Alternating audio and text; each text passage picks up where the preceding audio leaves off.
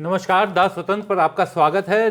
The स्वतंत्र पर हम हर रोज आपको एक नई शख्सियत से मिलाते हैं और कोशिश करते हैं कि दिल्ली चुनाव से जुड़े हुए मुद्दों पर सबकी राय सामने आ पाए।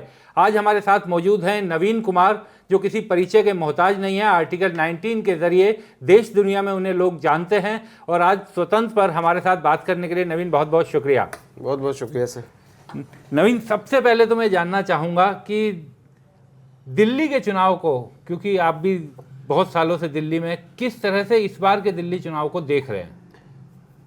इस बार दिल्ली का चुनाव पूरी तरीके से अलग है और पिछले अगर आफ्टर शीला दीक्षित बात करें और उसके बाद अन्ना का आंदोलन और अरविंद केजरीवाल का राजनीति में उभार और अरविंद केजरीवाल का दिल्ली केंद्रित होना और बाद में पंजाब में उनका विजय अभियान और फिर उसका विस्तार, तो 2014 के चुनाव को अगर हम लोग याद करें तो दिल्ली चुनाव के नतीजे अप्रत्याशित थे। जी बिल्कुल, क्योंकि वो ऐसा लग रहा था जैसे कि नरेंद्र मोदी के अलावा इस देश में कुछ है ही नहीं। लोग बात करना नहीं पसंद करते थे, सुनना नहीं पसंद कर रहे थे। कोई चीज़ ऐसी नहीं थी जो नरेंद्र मोदी के विरोध में जा रही हो। और उसमें अरविंद केजरीवाल का 70 में से 67 सीटें लेकर आ जाना और पूरी तरीके से कांग्रेस का साफ हो जाना, भाजपा की 3 सीटें आना। तो और उसके बाद जब 2019 का चुनाव आया तो वो नरेंद्र मोदी का शिखर था। उसके बाद मोदी का ढलान शुरू होता है। वहां केजरीवाल बचे रह गए और अब जब नरेंद्र मोदी लोकसभा चुनाव में अपना एकल प्रभुत्व तो खो ही चुके हैं और वहां अरविंद केजरीवाल कमजोर पड़ते नजर, तो जहां नरेंद्र मोदी का शिखर था वहां केजरीवाल पीक पर थे जी। और जब नरेंद्र मोदी के जादू का ढलान शुरू होता है तो वो केजरीवाल भी ढलते हुए नजर आते हैं। तो इस समय इस मायने में अलग है सर दिल्ली का चुनाव कि अब इस बार ऐसा लगता है कि केजरीवाल अस्तित्व की लड़ाई लड़ रहे हैं। इससे पहले वाले चुनाव में भी नहीं लगा था। उसके पहले तो खैर केजरीवाल खुद भी नहीं मानते थे कि उनका अपना कोई अस्तित्व ऐसा है जिसकी वो लड़ाई लड़ रहे हैं। तो और अस्तित्व की लड़ाई में भाजपा इतने एग्रेसिव तरीके से, क्योंकि पिछली दफा वो सांप्रदायिकता के मुद्दे पर बहुत आगे बढ़कर देख चुकी है, इस बार उसको पता है कि सांप्रदायिकता के मुद्दे पर बहुत आगे बढ़कर उसको कोई बहुत फायदा नहीं होने वाला है। तो अब वो दूसरी अब वो लोक कल्याणकारी योजनाओं के साथ आगे आई है। वो यमुना के पानी की बात कर रही है, वो जहर की बात कर रही है। लेकिन जो सबसे मार्के की बात है इस चुनाव में वो है चुनाव आयोग का एग्रेसिव तरीका। आपने देखा होगा अखबारों में छपा है कि आप एग्जिट पोल नहीं दिखा सकते, आप ओपिनियन पोल नहीं दिखा सकते, आप कोई सर्वे नहीं दिखा सकते। तो ये हरियाणा चुनाव से पहले क्यों नहीं हुआ था? ये महाराष्ट्र चुनाव से पहले क्यों नहीं हुआ था?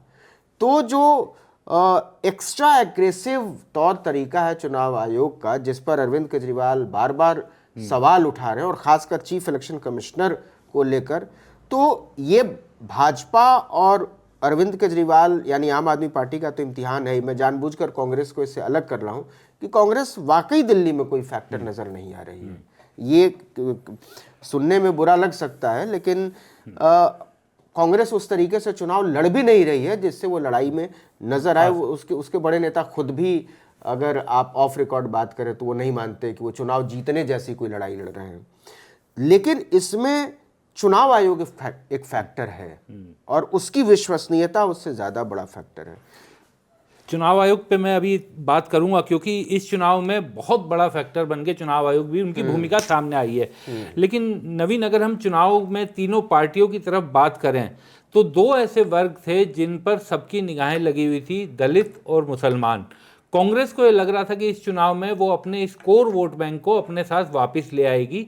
क्या ऐसा होता हुआ दिखाई दे रहा है? दूसरा, बीजेपी, जो गृह मंत्री के बीजेपी कहती है कि बाबा साहेब अम्बेडकर और दलितों के लिए जितना बीजेपी और मोदी सरकार ने किया है उतना किसी ने नहीं किया। लेकिन जिस तरीके के उनके शब्द निकले थे संसद में, अम्बेडकर अम्बेडकर अम्बेडकर, क्या वो दलितों के जहन में बैठे हुए हैं क्या, या उससे बाहर निकल गए हैं? और आम आदमी पार्टी जो कहती है कि हम दलितों के सबसे बड़े उनके रक्षक हैं दिल्ली में, तीनों में से किसके साथ आप इस वर्ग को देखते हैं? ये बात बिल्कुल सच है कि अमित शाह ने जो कहा था कि अम्बेडकर अम्बेडकर अम्बेडकर ये फैशन हो गया है, ये 1 चुनाव 2 चुनाव 4 चुनाव की बात नहीं है। ये इतिहास में दर्ज हो चुका है। ये जैसे शाहबानो प्रकरण कांग्रेस के साथ चिपक गया है, ये अमित शाह रहे न रहे, नरेंद्र मोदी रहे न रहे, लेकिन ये अंबेडकर अंबेडकर अंबेडकर और अंबेडकर फैशन हो गया है, ये भाजपा के अस्तित्व तक उसका पीछा करेगा। तो ये कोई ऐसी बात नहीं थी जिसका कोई एक चुनाव तक असर होना था। आपने अंबेडकराइट रूट पर हमला किया था और आपने तमतमा कर हमला किया था। अब दूसरी बात यह है कि हाँ, ये बात सच है कि एक सोशल इंजीनियरिंग भाजपा ने की जिसमें दलित छिटक कर आया उसकी तरफ, लेकिन आप ये भी देखिए कि दलित आपकी तरफ वोट के लिए आया और अपने कुछ फायदे के लिए आया, और उसने अपनी एक नई राजनीति देखी नरेंद्र मोदी में या कहिए उसकी योजनाओं में। लेकिन ये भी मानना जो है पड़ेगा कि दलित किसी भी तरीके से दो चीज़ों पर समझौता नहीं कर सकते, एक बाबा साहब पर और दूसरा संविधान पर। लोकसभा के चुनाव में उसकी कीमत, अकेले इसी चीज़ की कीमत भाजपा ने चुकाई है कि जो ये नरेटिव ज़मीन तक गया कि भाजपा आएगी तो संविधान बदल देगी और बाबा साहब के सपनों के साथ खिलवाड़ करेगी, रिजर्वेशन को छेड़ेगी।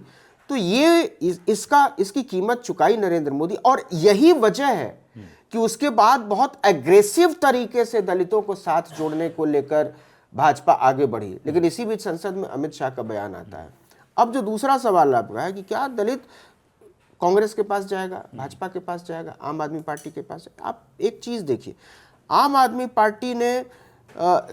पार्टी की जब पॉलिटिक्स जोर पकड़ती है तो वो एक तस्वीर हटाती है और दूसरी तस्वीर जोड़ती है।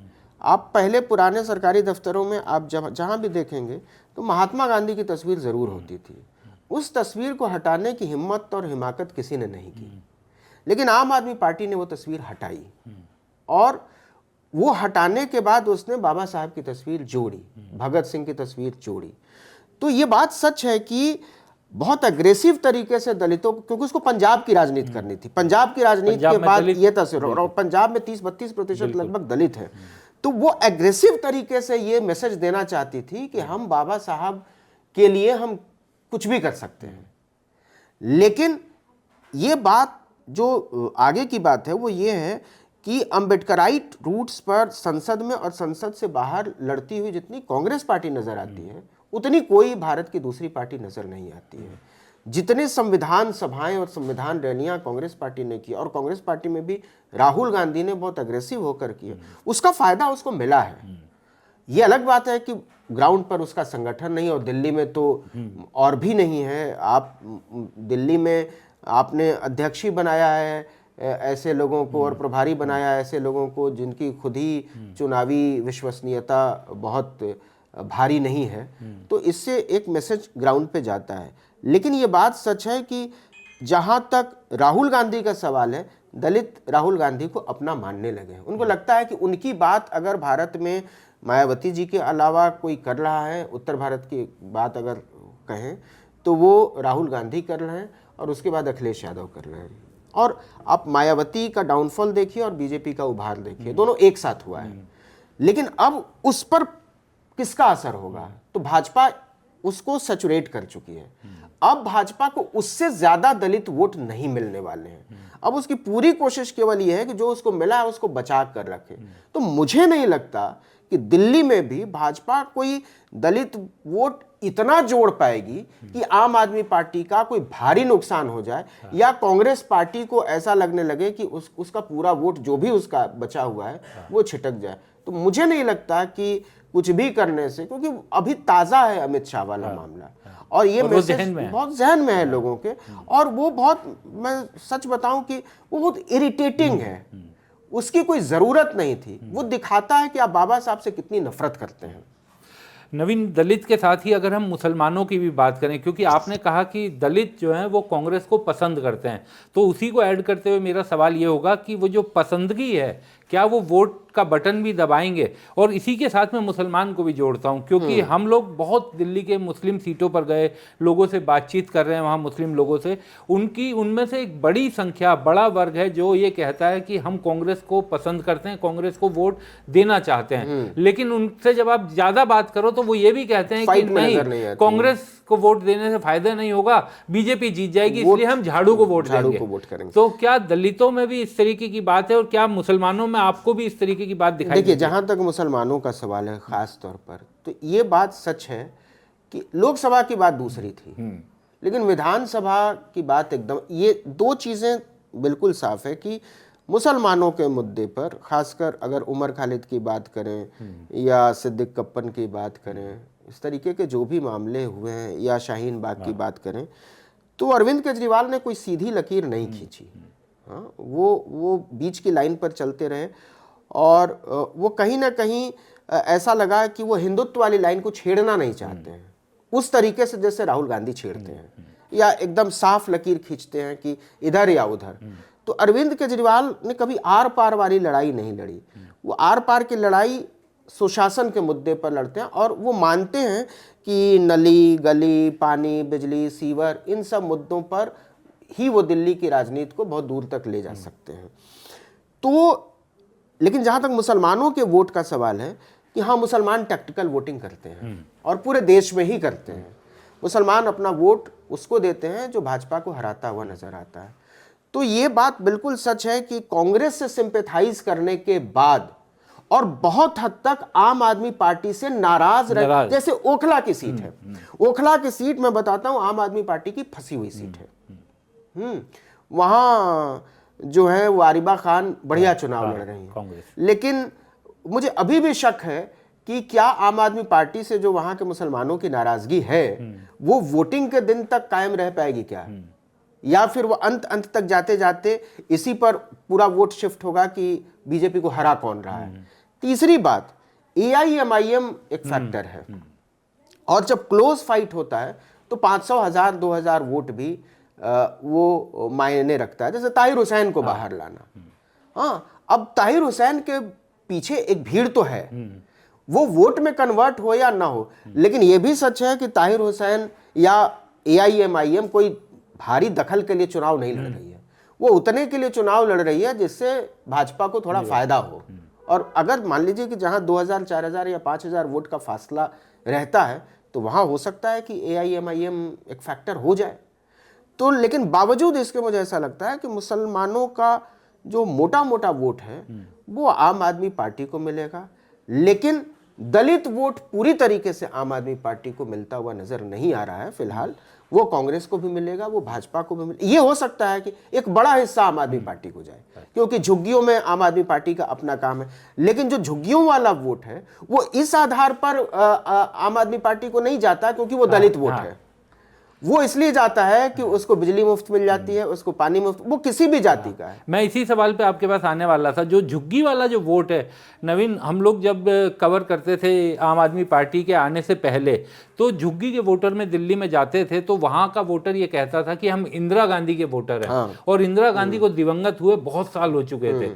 अब आप उन झुग्गियों में जाइए तो वो कहते हैं हम झाड़ू के वोटर हैं। तो यानी कि उन्होंने वो जगह बना ली वोटर के दिमाग में, झुग्गियों में रहने वाले में, जो इंदिरा गांधी ने अपनी नीतियों की वजह से बनाई थी।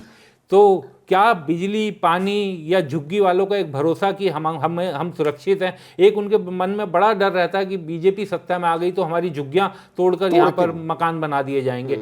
तो किस तरह से इसे देखा जाए? देखिए, अब झुग्गियों का जो पूरा डायनेमिक्स है ना, वो बड़े अलग तरीके से चलता है। वहाँ वो लोग रहते हैं जहाँ छोटी सुविधाएं भी उनकी जिंदगी पर बहुत बड़ा असर डालती हैं। महिलाओं की मुफ्त बस यात्रा, हमको आपको लग सकता है कि इससे क्या होता है, लेकिन मैं केवल लोअर मिडिल क्लास और गरीब लोगों की बात नहीं कर रहा हूँ, मैं मिडिल क्लास महिलाओं की बात कर रहा हूँ। उनकी जिंदगी बदली है मुफ्त बस यात्रा से। लंबी दूरी तक वो जाती हैं, काम के लिए दूर जाती हैं, लड़कियां पढ़ने के लिए दूर जा रही हैं, कोचिंग क्लास और एक बड़ा खर्चा जो था उनके जीवन का, अगर एक तरफ से 50 रुपए जाना और 50 रुपए आना, 100 रुपए, और महीने में 25 दिन एक बच्ची क्लास कर रही है, तो 2500 रुपए उसकी जिंदगी में बहुत बड़ी चीज है, जो शायद एक मूंगफली बेचने वाले की बेटी नहीं खर्च कर सकती है। उसको सोचना पड़ेगा। अगर किसी को जाना है, मान लीजिए कि सीलमपुर से और द्वारका जाना है, तो उसको सोचना पड़ेगा कि जाना है कि नहीं जाना। अब वो नहीं सोचते। इसकी काट बीजेपी के पास नहीं है, और इसीलिए फ्रीबी और रेवड़ी करते करते अंत में आते आते उसको भी अपना खजाना खोलना पड़ा। लेकिन जहां तक झुग्गी तोड़ने की बात है, इस मामले में भाजपा का इतिहास बड़ा नोटोरियस रहा है। वो एक बदनाम पार्टी रही है। आप बनारस को ले लीजिए, जिस तरीके से संकट मोचन के, आप तो झुग्गियों की बात कर रहे हैं ना, जिस तरीके से वहां के अमीरों के घर तोड़ डाले गए, पुजारियों के घर तोड़ डाले गए, मंदिर तोड़ डाले गए, हजारों हजार महंतों को उजाड़ दिया गया, तो फिर झुग्गियां क्या चीज है? तो जब पूरे बनारस को उजाड़ने में नहीं समय लगा नरेंद्र मोदी को, तो झुग्गियों को उजाड़ने में कितना समय लगना है? और ये मैसेज है कहीं ना कहीं कि अगर ये आएंगे तो हमारी झुग्गी उजाड़ेंगे। इसीलिए बार बार आप देखिए कि संसद का सत्र शुरू होता है तो वो 3 करोड़ घर आवास देने की बात करते हैं। ये साफ साफ एक चुनावी चीज है, जिसका असर मानती होगी भाजपा की दिल्ली के चुनाव पर पड़ेगा। इसलिए वो पक्के मकान देने की बात कर रही है, जबकि भाजपा को भी पता है कि अगर वो पक्के मकान देना चाहती है शहरी आवास के तहत, तो उसके लिए दिल्ली में सरकार बनाना जरूरी नहीं है। बिल्कुल। तो आप ऐसा नहीं करते हैं। तो दूसरी बात, ये हमको आपको लगता है कि जो आमतौर पर हम मानते हैं बाकी देश के हिस्सों में कि आरएसएस का पेनिट्रेशन बहुत ज्यादा है, एकदम ग्रास रूट पे, दिल्ली में ऐसा नहीं है। दिल्ली की झुग्गियों में आम आदमी पार्टी का पेनिट्रेशन ज्यादा है, और उसके बाद कांग्रेस का है, भाजपा उसके बाद आती है तीसरे नंबर पर। इस बार आरएसएस ने कोशिश की कि छोटे छोटे समूहों में घुसने की कोशिश की जाए और 8-8, 10-10 लोगों की मीटिंग की जाए और वहां उनके साथ एक पर्सनल रेपो बनाया जाए। लेकिन भाजपा के लिए ये हो सकता है कि भाजपा की स्थिति कुछ बेहतर हो, लेकिन मुझे नहीं लगता कि वो इतनी बेहतर हो जाएगी कि दलित वोट शिफ्ट हो जाएगा, ध्रुवीकरण भी हो जाएगा, ओबीसी भी वोट कर देगा और सब कुछ उसके पक्ष में चला जाएगा। मुझे ऐसा नजर अभी तो नहीं आ रहा। मैं आपकी इस बात से पूरा सहमत हूँ नवीन, क्योंकि दिल्ली में जो ट्रैवल है, हम मेट्रो को कहते हैं कि मेट्रो ने दिल्ली की सूरत बदल दी, लेकिन मेट्रो इकोनॉमिक कन्वीनियंट बिल्कुल नहीं है, इकोनॉमिकल नहीं है वो। बिल्कुल तो नहीं जो 10-12 हजार रुपए महिला कमाती है, उसके अगर 100 रुपए रोज किराए में खर्च होते हैं तो वो 3000 रुपए होती है, और वो बड़ी रकम होती है। इसी के आगे जोड़ते हुए अगर मैं ये पूछूं कि अरविंद केजरीवाल ने फ्री बस राइड दी, महिलाओं को फ्री बस यात्रा दी, बिजली पानी दिया, अब उन्होंने 2100 रुपए देने की बात की है। मेट्रो में छूट की बात की। हाँ, मेट्रो में छूट की बात अगर वो काम कर गया, हाँ, और उसका जवाब नहीं दिया नरेंद्र मोदी ने। नरेंद्र मोदी को उन्होंने चिट्ठी लिखी थी क्योंकि मेट्रो में 50% कर देते हैं, दोनों लोगों की भागीदारी है, 25% हम कर देते हैं, 25% हम।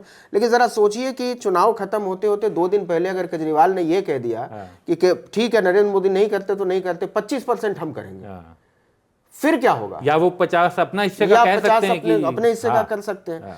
तो ये एक ग्रे एरिया है जिस पर अभी तो है 4-5 दिन का समय, तो उसमें चुनाव मैं इसी के आगे जोड़ना चाह रहा था कि अरविंद केजरीवाल के इन चुनावी वायदों को, रेवड़ी का नाम तो बीजेपी और प्रधानमंत्री ने ही दिया था। आप बताइए, रेवड़ी भाजपा से ज्यादा कौन बांट रही है? हाँ, मैं तो साफ कह रहा हूं कि रेवड़ी के बिना नरेंद्र मोदी चुनाव नहीं लड़ सकते। ये इससे बड़ा झूठ कोई नहीं हो सकता कि ये चुनाव नरेंद्र मोदी के करिश्मे का चुनाव होता। नहीं, कोई भी नेता, कोई भी सरकार, कोई भी पार्टी इतने सारे खजाने खोल देगी तो वो अपने लिए वोट के बहुत सारे नए रास्ते खोल लेगी। आज तक आप सोचिए कि कोविड से पहले अनाज योजना शुरू की थी, हिम्मत नहीं हो रही है नरेंद्र मोदी की कि आप उस योजना को बंद कर दें या कम कर दें। आप लगातार कह रहे हैं कि हम इसका दायरा बढ़ा रहे हैं, हम भूखा नहीं मरने देंगे। तो एक तरफ तो आप कह रहे हैं कि तरक्की हो रही है, दूसरी तरफ आप कह रहे हैं कि देश जो है वो मुफ्त अनाज के बिना चल ही नहीं सकता और ना हम चला सकते हैं देश को। तो इससे बड़ी रेवड़ी क्या हो सकती है?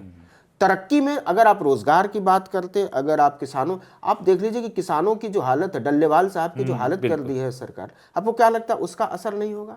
आप सोचिए कि जिसकी हम लोग बिल्कुल बात नहीं करते हैं वो दिल्ली का जाट वोट है। बिल्कुल।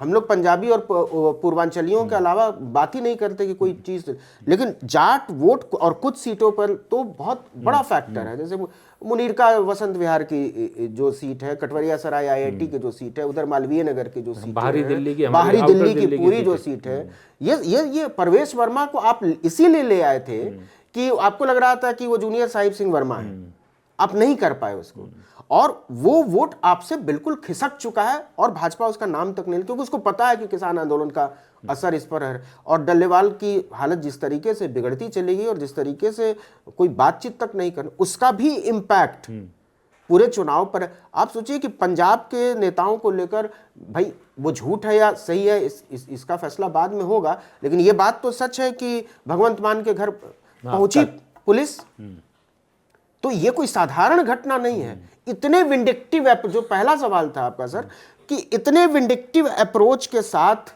हमने दिल्ली में चुनाव नहीं देखा है। बहुत ऐसा लगता है जैसे मतलब एक दूसरे को मिटा देने पर आमादा, और उसमें नैतिकता नाम की कोई चीज नहीं है। राजनीतिक सदाचार किसी भी चुनाव से बड़ी चीज होती है, वो कहीं भी कंप्रोमाइज नहीं होना चाहिए। हम देख रहे हैं कि दिल्ली के चुनाव में वो न केवल कंप्रोमाइज हुआ है, बल्कि उसकी चंदियां उड़ गई हैं। नवीन जी, इसी से आगे चलते हुए राजनीतिक दलों के बीच की तो ये नफरत, दुश्मनी बिल्कुल अनदेखी है। इस तरीके की नफरत एक दूसरे के बीच में कभी हमने नहीं देखी। लेकिन ज़्यादा बड़ी चिंता चुनाव आयोग के रुख को लेकर है, और कई लोग इस तरीके का सवाल केवल अरविंद केजरीवाल नहीं कह रहे हैं, कई जो निष्पक्ष आदमी है वो भी ये कह रहे हैं, जो बाहर से बैठ के फैन सीटर हैं, उनका ये कहना है कि चुनाव आयोग का इस तरीके का ब्लेटेंट मिसयूज कभी पहले नहीं देखेगा। महाराष्ट्र का चुनाव याद करिए, भले वो नहीं हुआ, लेकिन एक समय ऐसा तो आया ना कि विधायकों ने शपथ लेने से इनकार कर दिया, कहा कि हम शपथ नहीं लेंगे। उन्होंने लिया। वो चुनाव आयोग का सम्मान था कि चलिए हम किसी चीज को इतना नहीं खींचना चाहते कि एक डेमोक्रेटिक संकट खड़ा हो जाए, एक लोकतांत्रिक संकट खड़ा हो जाए। लेकिन ये एक बहुत बड़ी टिप्पणी थी कि भले वो एक दिन के लिए रहा कि हम शपथ नहीं लेंगे, लेकिन जिस तरीके से शरद पवार ने कहा, जिस तरीके से उद्धव ठाकरे की पार्टी ने कहा, राहुल गांधी तो हमेशा ही कहते रहे, और जो आप कह रहे हैं कि फेंस सीटर, जो किनारे बैठे हुए लोग हैं, जो साधारण लोग हैं, उनको शक है कि चुनाव फ्री एंड फेयर है कि नहीं है। हरियाणा के पूरे चुनाव को लेकर, हरियाणा का जब चुनाव खत्म हुआ, जब नतीजे आए, तो जीते हुए उम्मीदवारों के घरों में मातम था। उनको यकीन ही नहीं हो रहा था कि वो जीत गए। तो ये सब हुआ है, और चुनाव आयोग का काम या किसी भी सिस्टम का काम केवल चुनाव करना नहीं है, उस चुनाव में विश्वसनीयता को बहाल रखना भी है, उसको बरकरार रखना भी है। तो ये बात सच है कि राजीव कुमार को लेकर जिस तरीके, आप अयोध्या की सीट, मिल्कीपुर की जो सीट है, जो इसके साथ ही उपचुनाव, उत्तर प्रदेश में 9 सीटों पर चुनाव होते हैं, 10 सीटों पर होने थे, आप अकेले मिल्कीपुर की सीट छोड़ देते, और आप कहते क्या है कि मामला कोर्ट में है। तो अगर वो मामला कोर्ट में था तो मामला तो अभी भी कोर्ट में होगा, कोई फैसला तो आया नहीं है। और वो निहायत बचकानी दलील थी, पुराने चुनाव के नतीजे को लेकर जो हारे हुए उम्मीदवार थे वो कोर्ट गए, तो उस पर कोई स्टे नहीं है। तो इस देश के मुख्य चुनाव आयुक्त इस देश की जनता को या तो मूर्ख समझते हैं, और नहीं तो वो मूर्ख बना रहे हैं। ये दो ही चीजें एक साथ होती हैं। तो इस ओहदे पर और इस संवैधानिक कुर्सी पर बैठे हुए लोगों से आप इतनी उम्मीद नहीं करते हैं कि इस तरीके से ब्लैटेंट झूठ बोलेंगे, सफेद झूठ बोलेंगे, और देश की जनता की आंखों में धूल झोंकने की। और हर एक चीज आपके शायरी पढ़ देने से, पहली दफा इस देश को एक शायर चुनाव आयुक्त मिला है। उनको लगता है कि मतलब वो मिर्जा गालिब हैं या मीर तकी मीर हैं, पता नहीं वो अपने आप को क्या समझते हैं। वो 10 शेर लिख कर आते हैं और वो फिर पढ़ते चले जाते हैं। शेरो शायरी में जवाब नहीं है। अभी जो सबूत जो मांगे हैं अरविंद केजरीवाल से, अरविंद केजरीवाल ने झूठ बोला या सच बोला है, उसको अगर छोड़ दीजिए, तो क्या चुनाव आयोग का काम सबूत मांगना है? मान लीजिए सबूत दे, तो क्या चुनाव आयोग उन सबूतों की तफ्तीश करेगा? क्या वो इंक्वायरी बैठाएगा? और क्या ये चुनाव आयोग के दायरे में आता है? ऐसा तो कभी नहीं हुआ आज से पहले।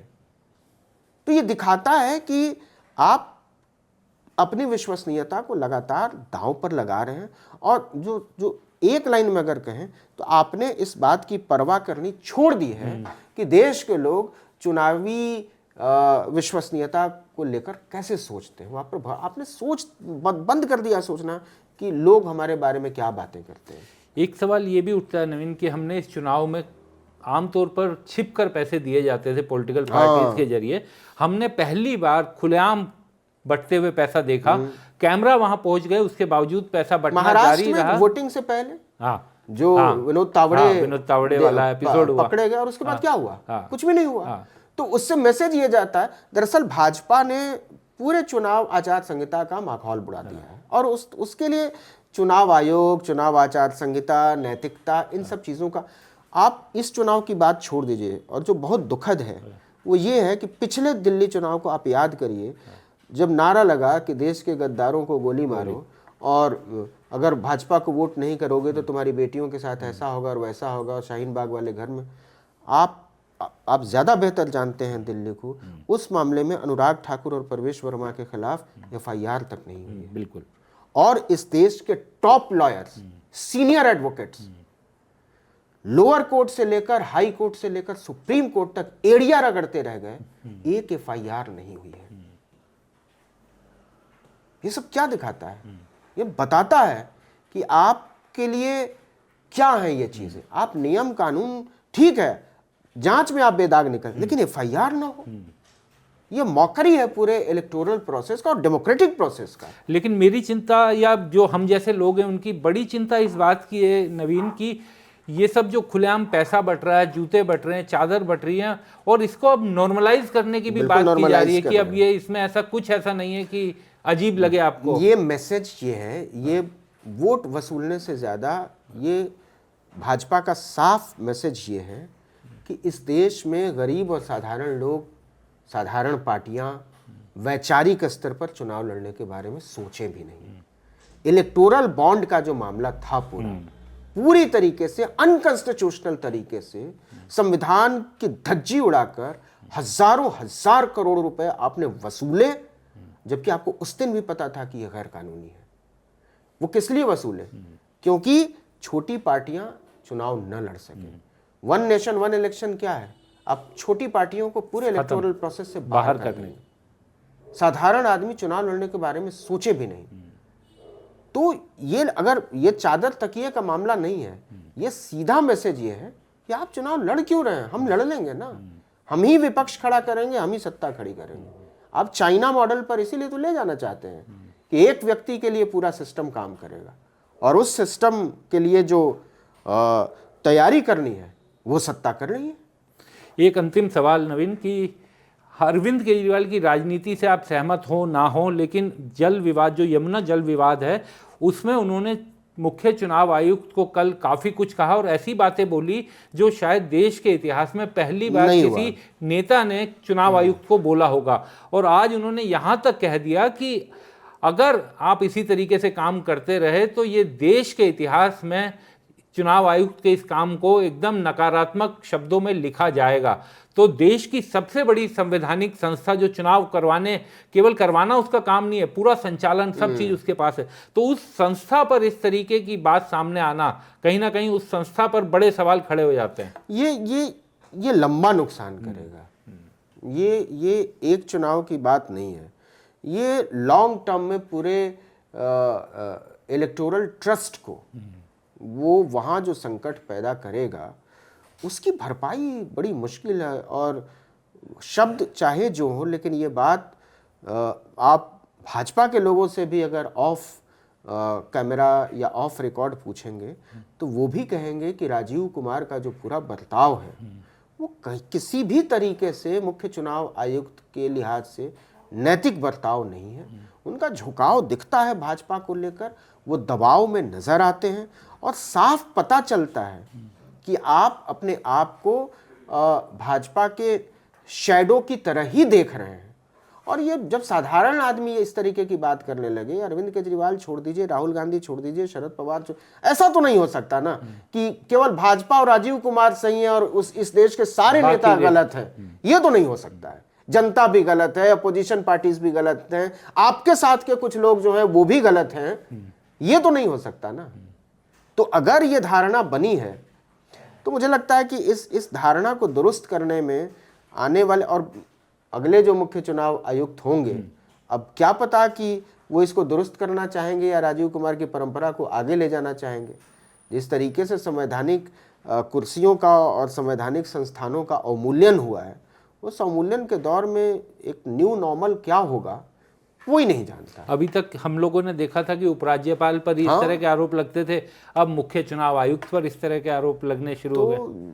अब जैसे एक घटना जो घटी थी जब आम आदमी पार्टी ने महिला सम्मान योजना लॉन्च की और एलजी ने अखबारों में इश्तिहार छपवा दिया कि ये गलत है और कोई पॉलिटिकल पार्टी ऐसा कर रही है और हम एफआईआर करा देंगे, आपने कमिश्नर को लगा दिया। It never happened in history. ये एलजी का काम नहीं हो सकता। ये बिलो द बेल्ट जाकर आप हर कॉन्स्टिट्यूशनल पद को जो है कठपुतली की तरह बनाएंगे, क्योंकि आपकी महत्वाकांक्षा, आप अपोजिशन के किसी लीडर को देखना ही नहीं चाहते। आप चुनाव में हरा दीजिए, सब कुछ करिए, लेकिन इस स्तर तक जाएंगे कि सरकार का अगर संवैधानिक चीफ ये कह रहा है कि ये सरकार झूठी है, मिनिस्टर झूठा है, कैबिनेट जो कह रहे, चीफ मिनिस्टर जो कह रहा है उसका कोई सेंस नहीं है, फिर तो ये बात बहुत बड़ी है। चलिए नवीन, बहुत बहुत शुक्रिया आप हमारे साथ जुड़े। दर्शकों से भी यही अनुरोध कि दास वतन देखते रहिए। इसी तरीके से अलग अलग शख्सियतों से हम आपको मिलवाते रहेंगे। नमस्कार। हमारे चैनल को कृपया लाइक करें, सब्सक्राइब करें और अपने साथियों से भी जरूर करवाएं। शुक्रिया।